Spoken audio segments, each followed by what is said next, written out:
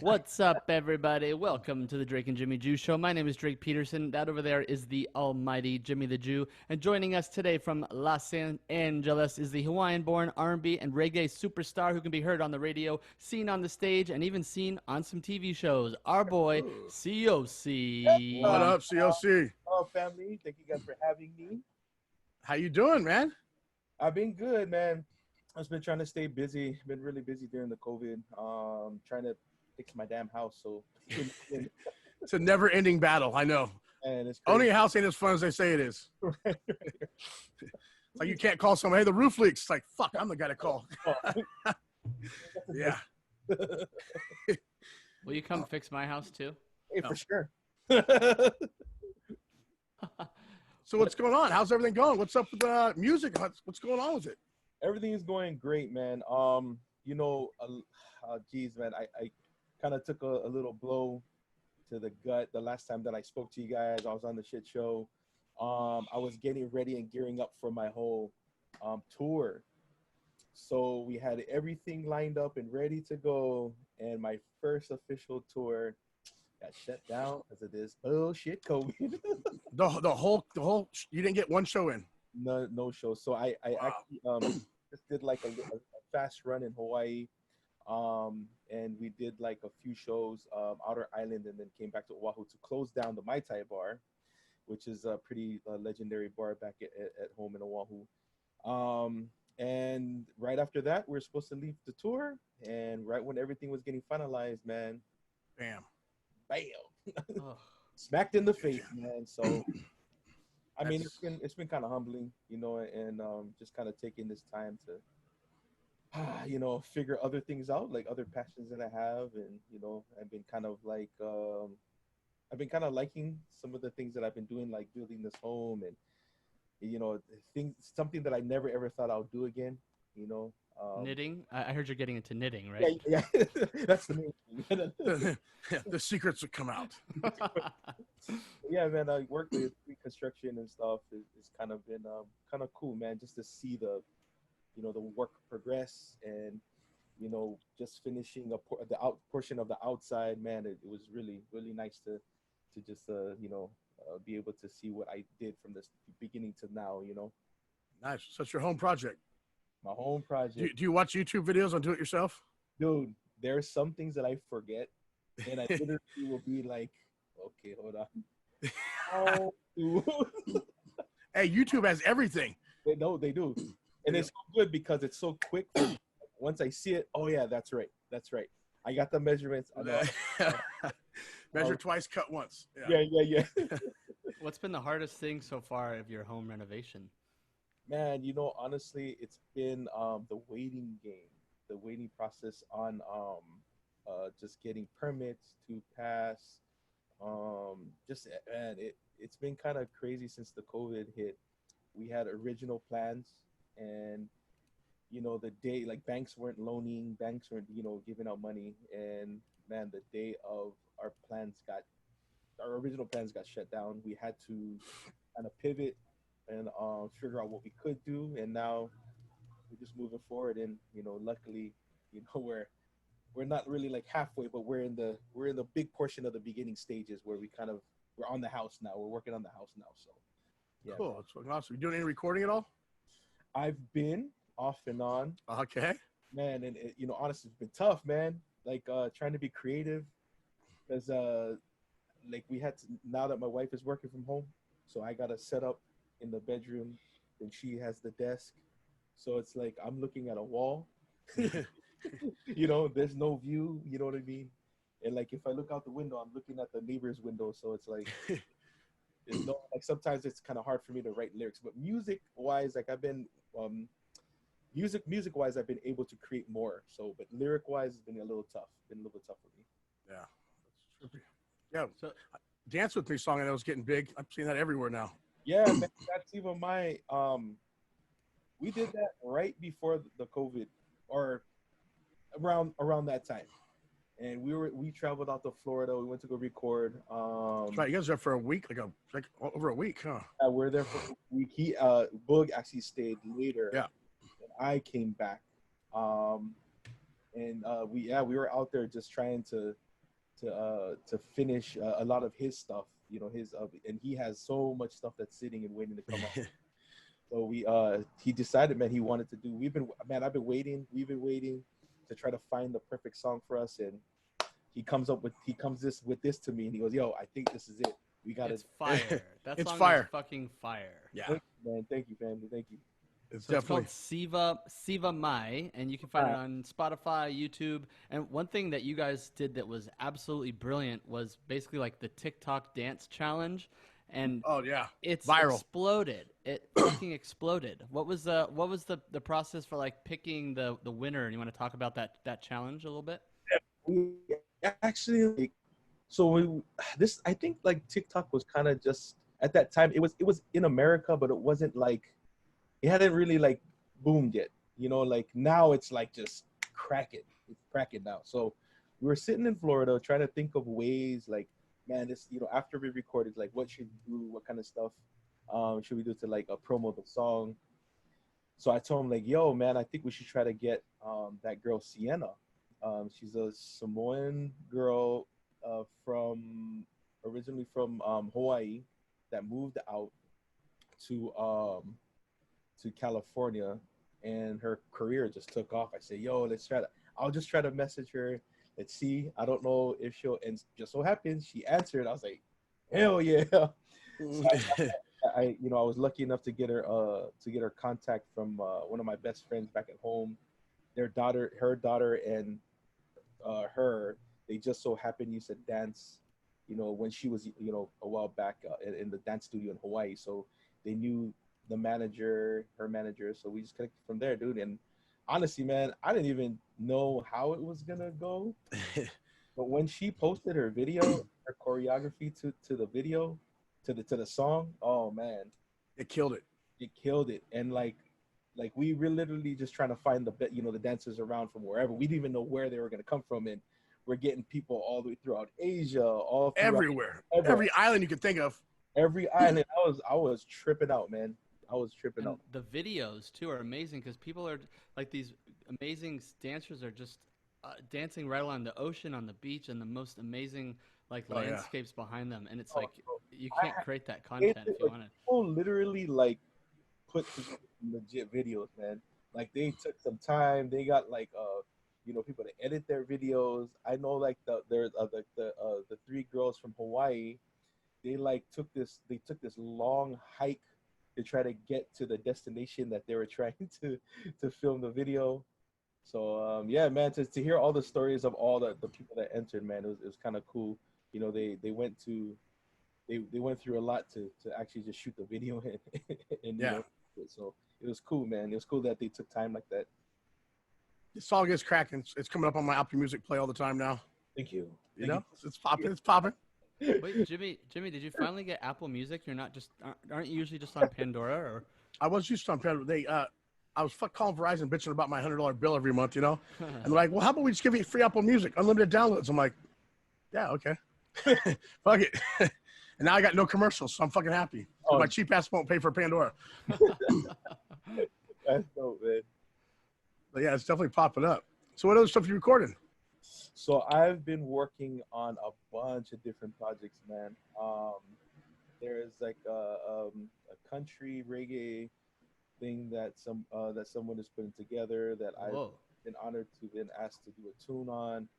I have some other reggae projects that I've been working on my own, some for other people. So it's been kind of overbearing because I don't like sometimes like I don't know where to start. I'm like, Right. Okay, here we go. But I just kind of have stop trying to force it, and if it doesn't come that day, I won't do anything.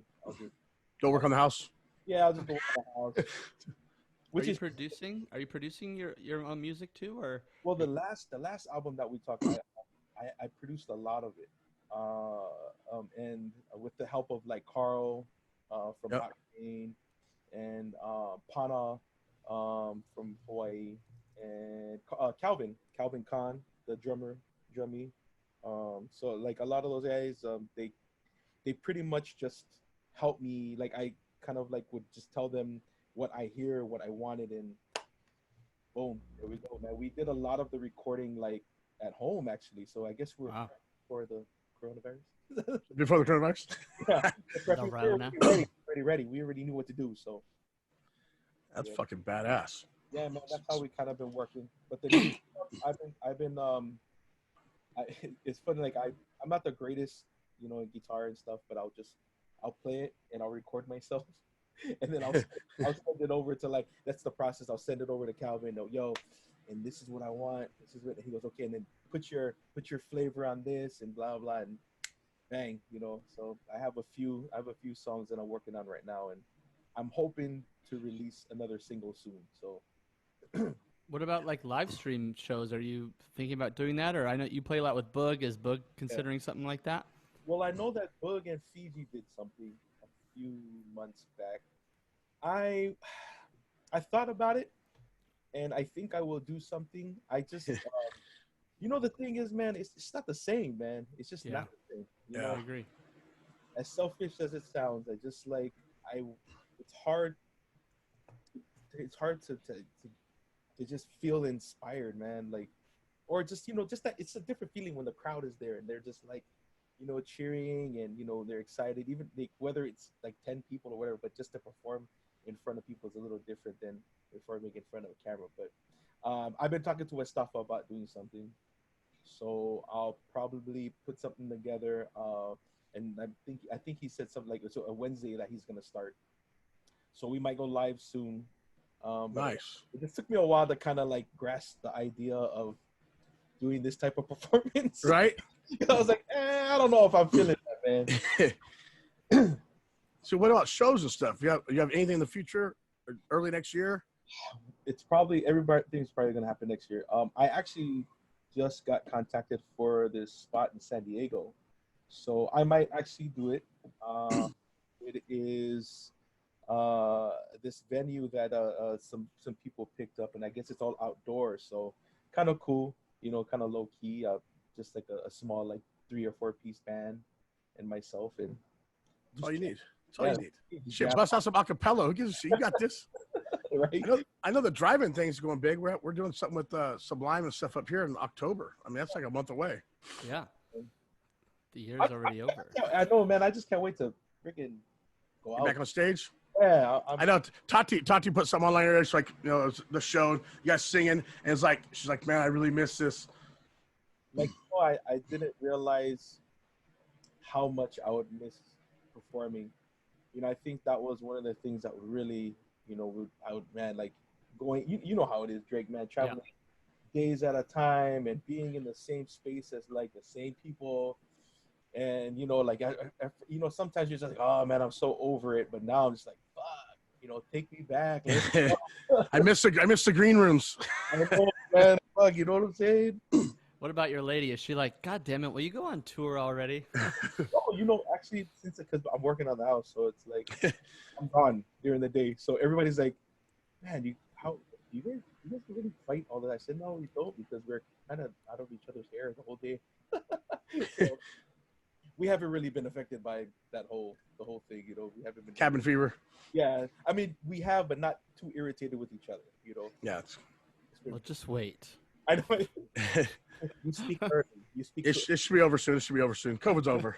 COVID is. It feels like it's over. I've been going out a lot more, and everyone seems to be doing the same. And like, I went to a bar last night. It was pretty fun. It was so nice. But it was over when they announced it. So.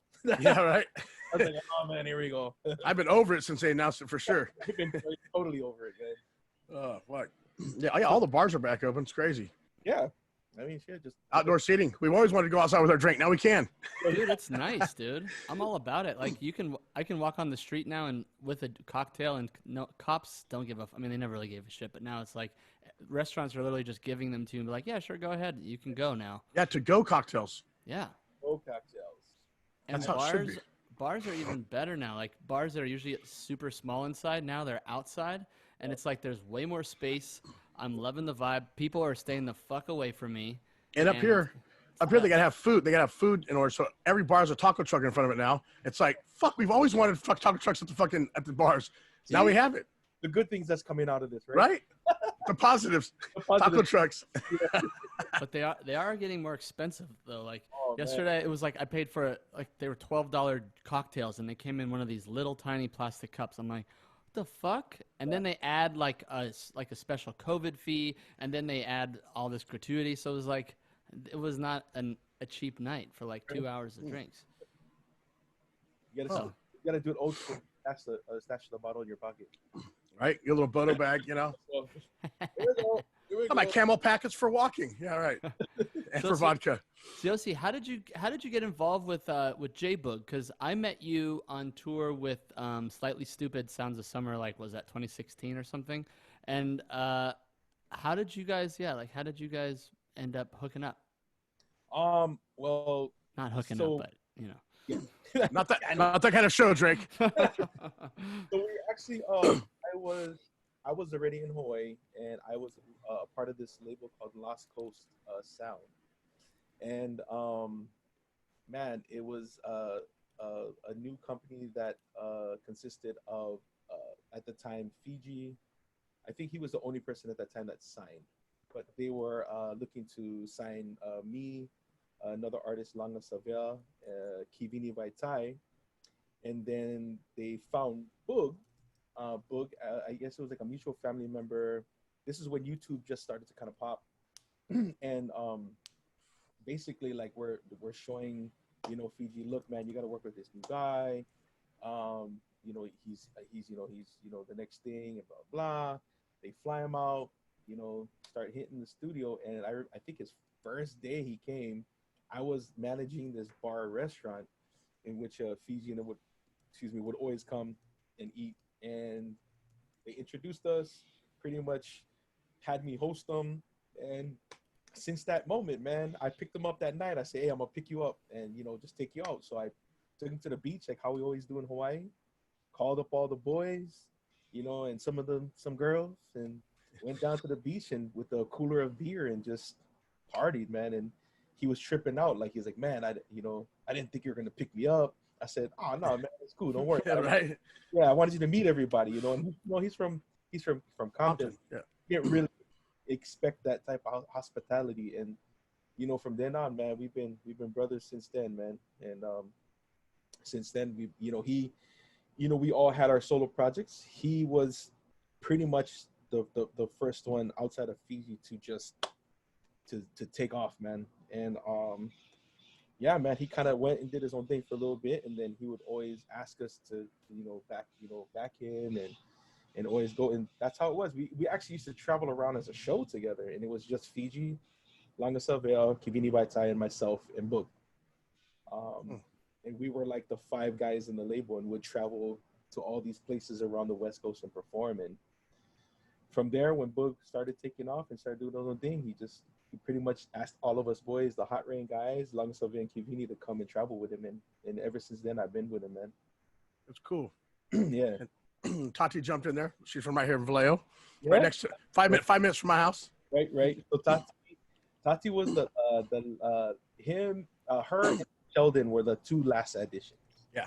Sheldon's badass too. Yeah. Sheldon was in Jamaica. We were recording in Jamaica at the time. We also had a show at Sunfest.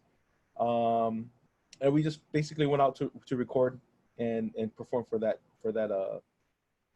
show. And from there we met Sheldon. Oh, sorry, before the Sunfest. From there we met Sheldon on the recording thing. Boog has already been with him, but I mean, we formally like got introduced, and we were just doing recordings. And He's a sax player, everybody. Yeah. You know, Badass sax player. amazing. And you could pick his sound out anywhere. Like I was listening to Caroline earlier today, and I was like, that's got to be him. Am I right? Is that him playing on that track? Oh, it's actually not him. Oh shit! What? Damn it! I believe it's somebody that he had grew up playing with. Like, Okay. Oh, okay. So similar sounds. similar sound. So they all learned from the OG. So yeah, man, he got picked up. He actually, was like, yo, man, I'm free, and we always wanted to add a horn. So Boog was like, yo, man, if he's available, man, tell this guy, let's go, let's tour. And he was available. Tati, before Sheldon, I think Sheldon was the last piece. Tati came in right before Sheldon, and yeah, she never performed. I don't believe she performed on stage like that before. So Yeah, I think Uncle Steve was talking about that. He goes, I yeah, remember when she first went up, and she was kind of like nervous. yeah, she never performed on like that on a big stage like that before. And man, the thing is that girl, she is so talented, man. Yeah, she is. And the crazy thing is that she has perfect pitch, man. And Does she? I mean, I think you pretty much have to have perfect pitch or close to it to sing backup. You know, like that's one of the hardest fucking jobs I think in a band. Period. yeah, it's tough. It's tough, man. And if you sound like shit, you will stand up. Oh You sound- yeah. Whoa. Oh yeah. I've Oh, done yeah. some tours before where, not in the reggae scene, but where it's like you go and talk to the house guy after the show, and they're like, "Oh yeah, I muted those background singers. I muted." Shut up, really? Yeah. Or it's like, That's you know, some shit. yeah, it's some shit. Well, what's funny is that a lot of these bigger bands now have backup tracks in the back. So it's like if someone sounds like shit, you can just mute them and then just put the real track on it from the record, and it's like, okay, Technology. technology. And I recently done that. I've done backing tracks just because to keep the band smaller, but Mhm. it's just me singing along with my track. Yo, it sounds super fat. Like it sounds so. Oh yeah. But yeah, man. Back to Tati, man. Tati came in. She was like the second to the last key, but such a big addition to the crew, man. And having just that voice, and her voice is butter, man. Yeah. It's so soothing. And I think sometimes that girl doesn't even realize how good she is.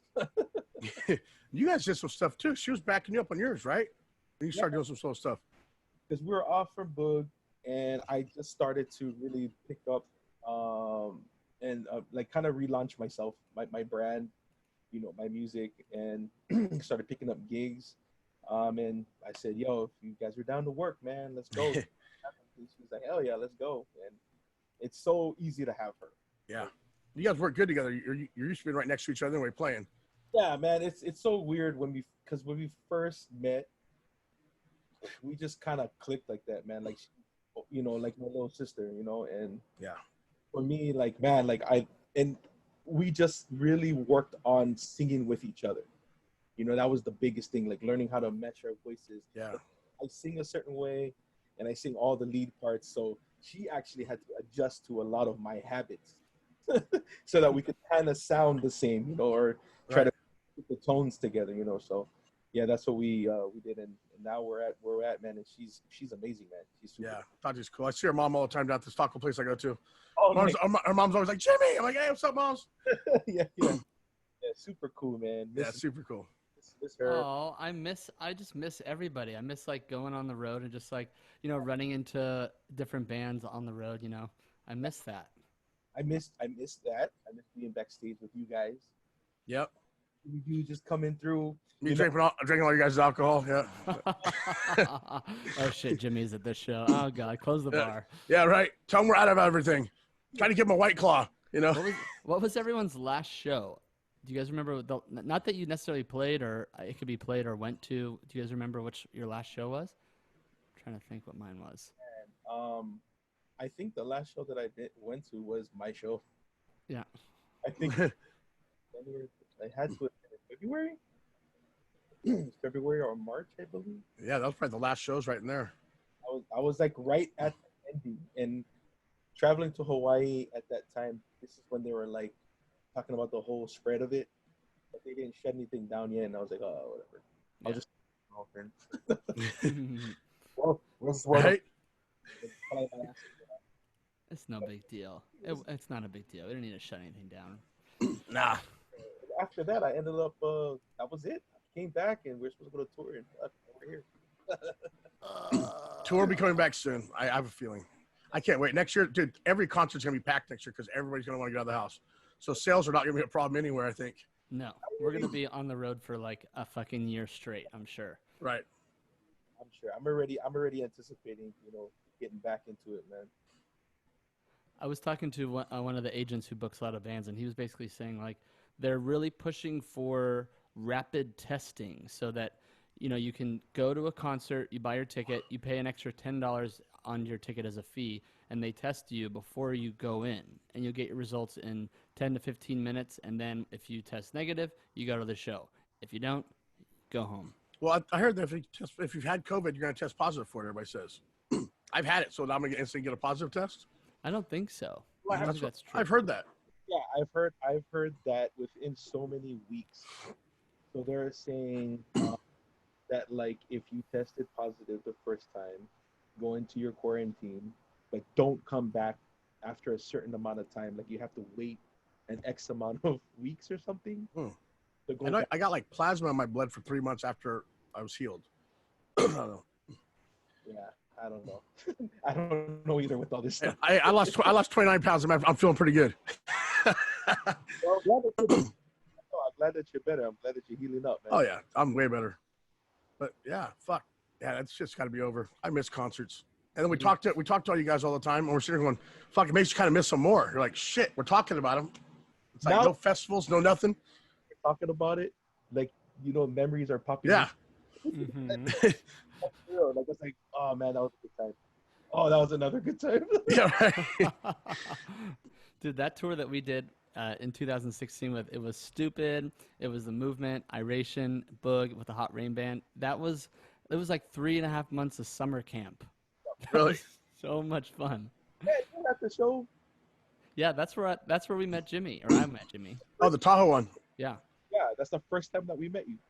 Yeah, Well, Tahoe. that was you too, Siaosi? That was the first time you met him as well? The first time, so I remember because you were in the circle. We're like, Yeah, I remember that. and then Anu was like, Watts was like, you know what that is, right? Because we were. I talked to Anu the other day. Yeah, he goes, ah, that's Jimmy Jew, and we're like, oh, fucking way. So we're all. We're like, oh, for real? Oh, cool. Hey, want to take a picture?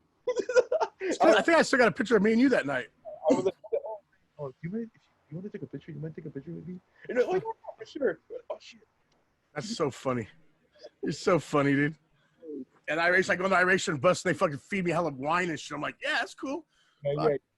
Hey, that was one of the fun, like, I think of shows like the like concert series, like the crew. Oh man. Oh my God, nothing will ever be like that. I mean, I just get chills thinking about it because it was like nothing has matched that. Sorry. We partied every damn night, and then on Fridays we started because Carl started pulling out his DJ stuff. Like, yo, hey, I think we should talk to him and see if we can put out our stuff by the bus. So he convinced me to bring one of the speakers from the show, like leave one of them out, the powered one, set it up with DJ outside of the bus, and crazy. I just remember it always going crazy, man. We got in trouble, I think, a few times I think Carl got in trouble for doing that, and then I think there was some fireworks incidents. There's some things that we should not have done. Yeah, there's a lot of dumb things. I can think of that tour that we did. Yes. Definitely got to go back to Tahoe, though. That venue is just, man, outdoors and beautiful. The scenery is killed. The air is good.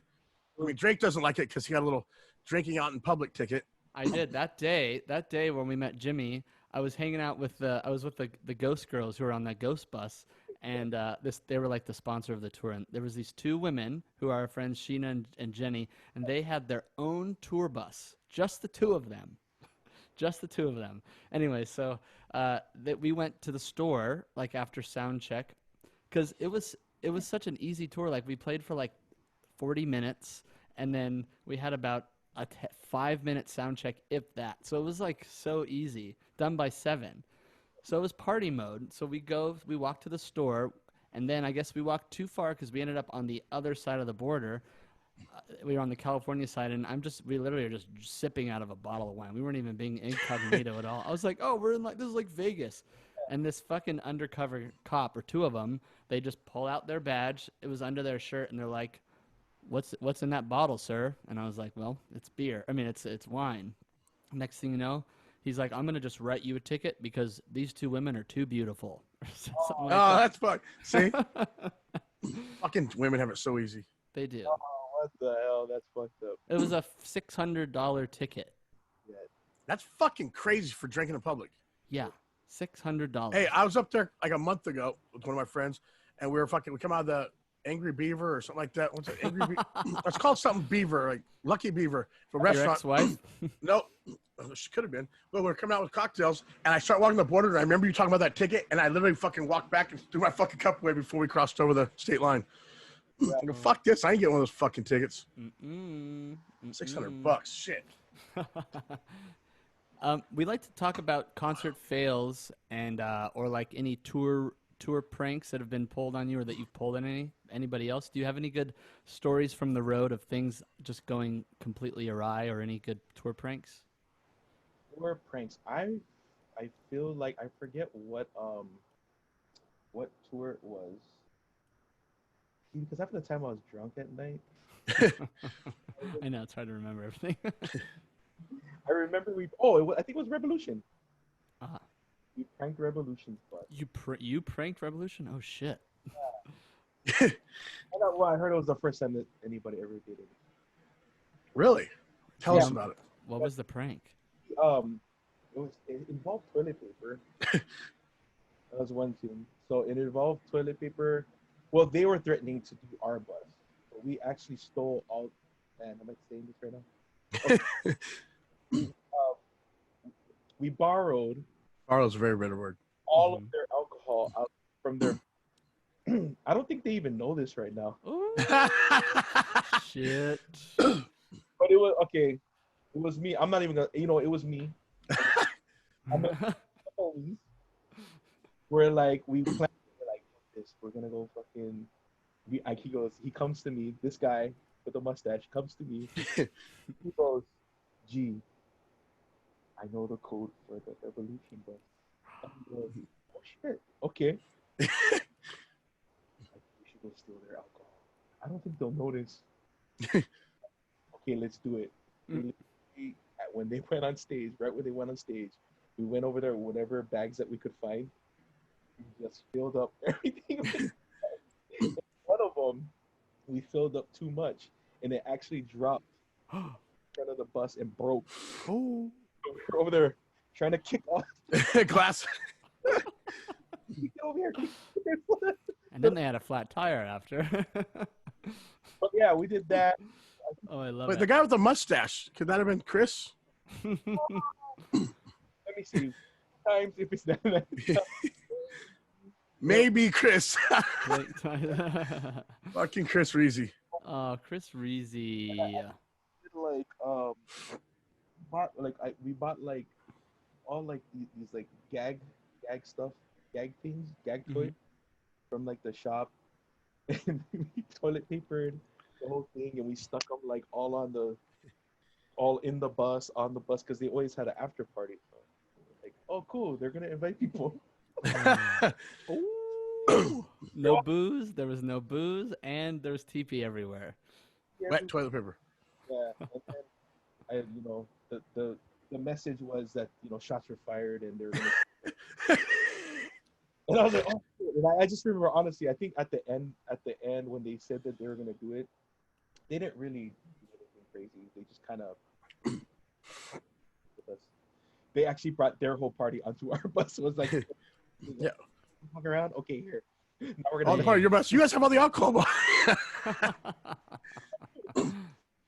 That's fucking great. Well, fellas, 2020 has made it hard for us to stay as hygienic as we should be. But luckily, our partners at Manscaped have made it easy to turn your bathroom into your own private dong salon. Okay? Dong? So our friends at Manscaped, it's their mission to change the grooming game with their below-the-waist grooming and hygiene products. And they just started releasing products to the UK, Canada, and Australia, which for us, we have a very large Canadian audience, which is very random. Because all the chicks up there are hot. They love Jimmy. They absolutely love Jimmy. Shout out to my little Canadian queen, Tennille. Oh. So to all of our Canadian friends, you guys got to go use our code. And we have a new code now, as well as our old one, Shit Show. But it's Drake and Jimmy Jew. Or sorry, it's just Drake and Jimmy. My bad. Drake and Jimmy. And yeah, you get 20% off. You can get their Lawnmower 3.0, which offers a replaceable ceramic blade with advanced skin-safe technology, which helps reduce grooming accidents. Siaosi, have you ever used the Manscaped before? I'm taking down all the information. So. Is that Drake and Jimmy Capital one word? Yes, that is Drake and Jimmy Capital, one word. Say what, 20% free shipping? 20% off and free shipping, even to Canada. Oh, Upgrade that Wow, dong. really? Damn. Upgrade that dong salon with the luxury products of Manscaped. Dung salon or dong salon? Dong, Okay. dong, It's not saying dung like elephant shit, you know? dong salon. the law. Dong. The salon. That's a I like song. that. The dong salon. That dong, the dong, dong, dong. There we go. Don't- What would be the oh, wait, you can write a new theme song. Yes. The dong salon. Speaking of songs, Yosi, we are getting a couple of our friends, our guests, and friends to do a Christmas song that we want to release. And I don't know, maybe you want to hit a verse with us? Would you be down? Sure, I'm down, man. I got everything. Like I got my setup. All you gotta do is just let me know what's up. Toss it in there. It's gonna be like "We Are the World," but it'll be I think it's Grandma got ran over by a reindeer. yeah. Love that. Yeah. And we also need you to teach Jimmy how to sing.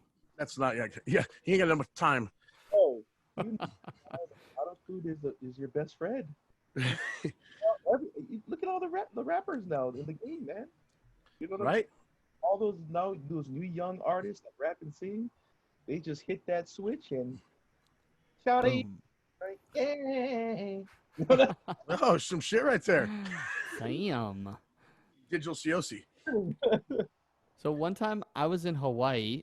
We were doing a tour, I think, with the Green, and I think it was just Irish and the Green, and we're sitting at a restaurant, just enjoying our day off, and I look up and I see your face on the television screen, and I believe Was it Magnum or something?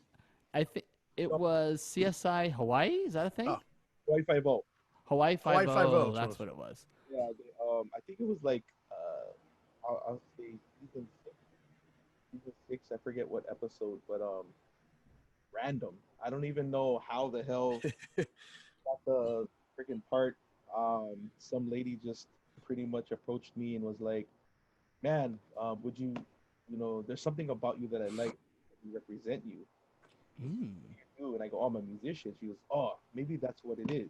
Like, you're it's just something about your look." And I was like, "So you like plus size models?" Or I know. What do I have to wear?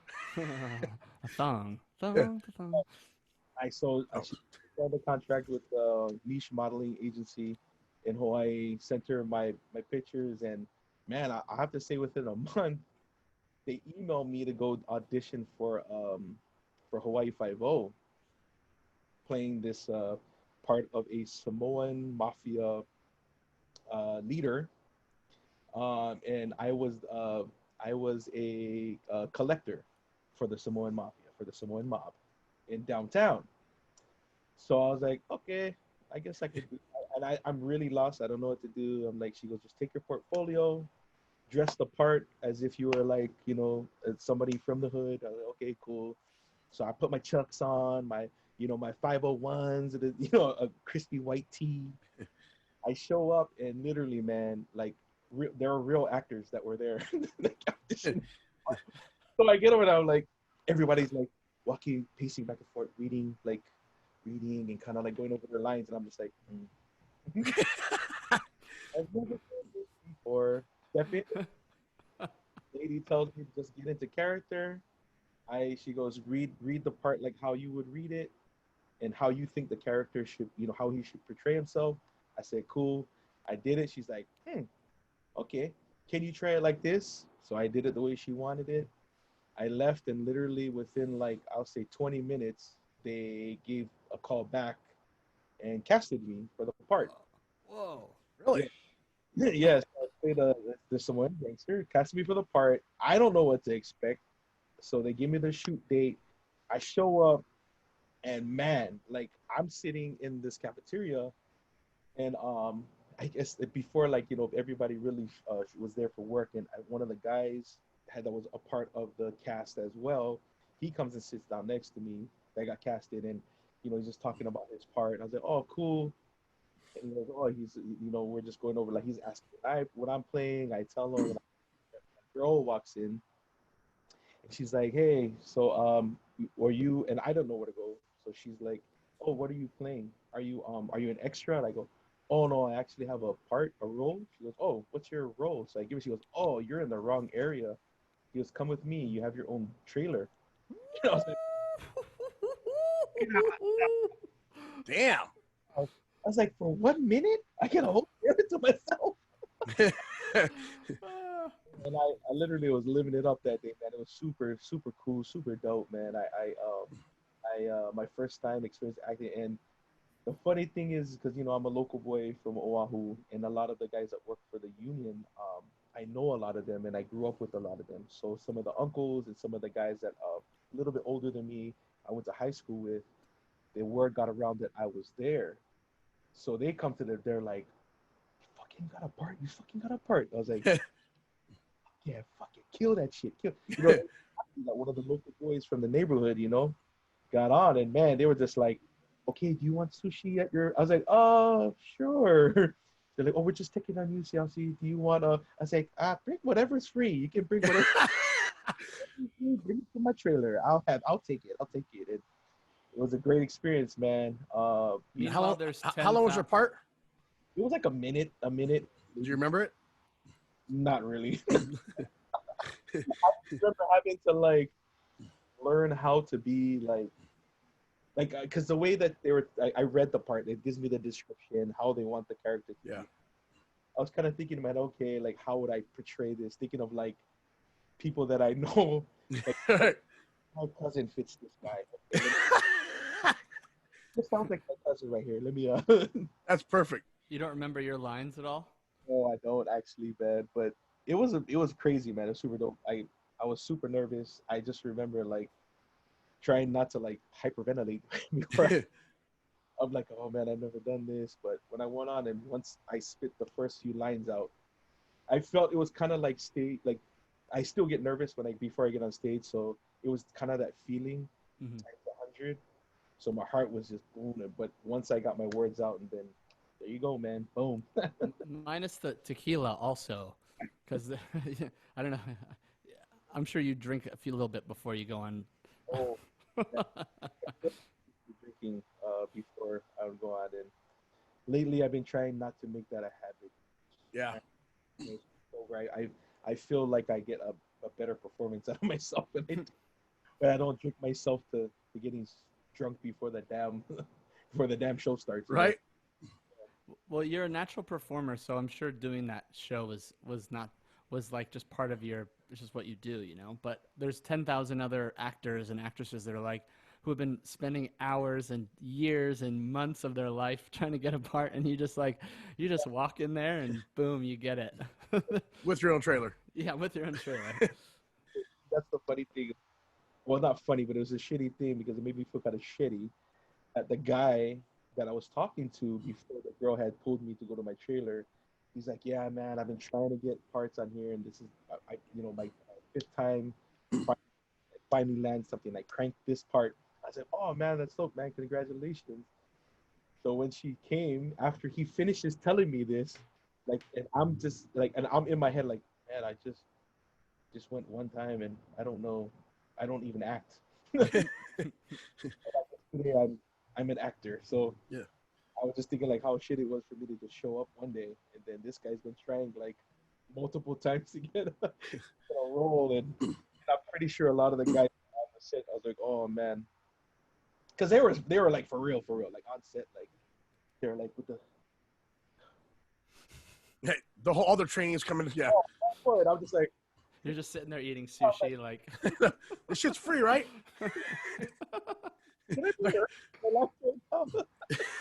Do you have any other TV things or any other acting gigs that have come your way? Or one role came, and geez, it was such a big role. They were trying to look for a certain type, and this lady had seen me on Hawaiian 5-0. She's a local Hawaiian that lives out here in LA, and she was trying to hunt me down. I think I was on tour somewhere. She was trying to hunt me down, and she's like, "Where do I find this guy?" I guess they're trying to cast for I think it was Ray Donovan, the show Ray Donovan on Showtime or something. So they're trying to find a Polynesian actor. I guess the original guy that they had, they weren't really feeling his look, so they wanted like an authentic looking, Islander. And your professionalism came out.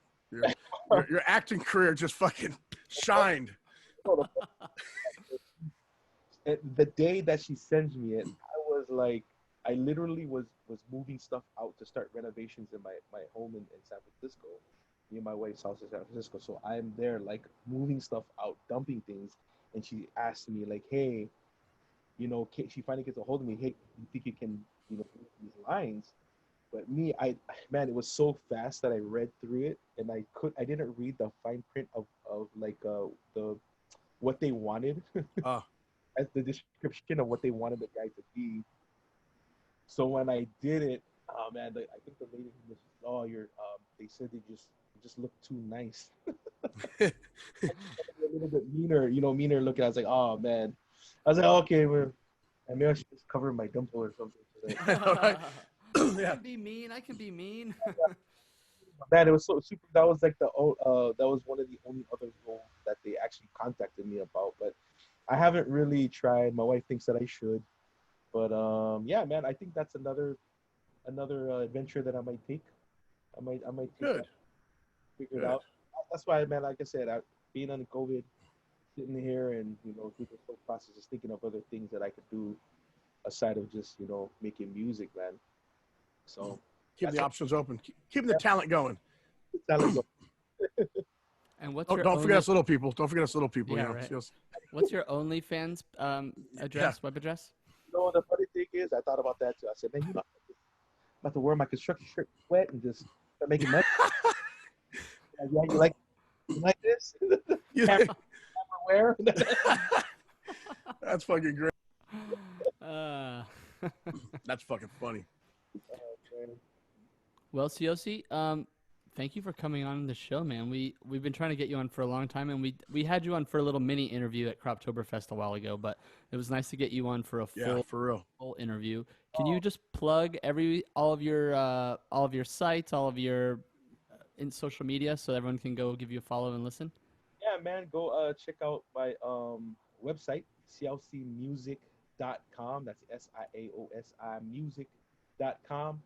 Follow me on IG, Siaosi Music, Facebook. I'm on TikTok, not really, but I'm on there.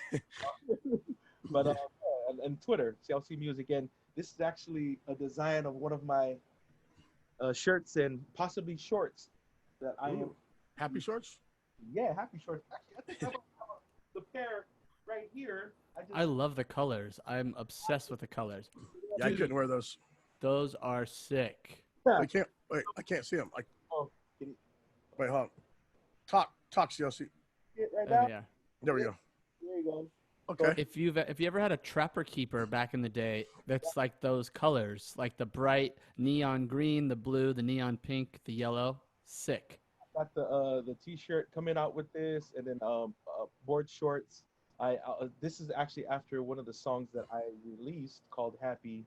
And what we did, I don't know if you've seen it, but the video, at that time, that whole thing now is like kind of like big, where everybody's kind of putting their faces on like actual videos and stuff. So I got this idea to do a music video, and what I did was I took all like throwback 90s and late 80s TV shows. Oh, I can see that. Yeah, so if you see Happy, I'll send you the link. I'll send you the link. Yeah, send it. We'll post it. I'll send you the link. And it's actually the lyric video, because that's during COVID. I was supposed to actually shoot videos, but everything got shut down. Yeah. I was unable to do it. So this was the next best thing, and like the only thing I could think of, like, on how to be creative. I'll do it a video, and there we go. We got the Happy video, man. Some classics, man. Some of the classics that are in there. I'm looking forward to it. Hell yeah. Well, thanks for coming on, and everyone, we will see you next time. Hey, mad love, everybody. Siaosi, thank you so much for coming on.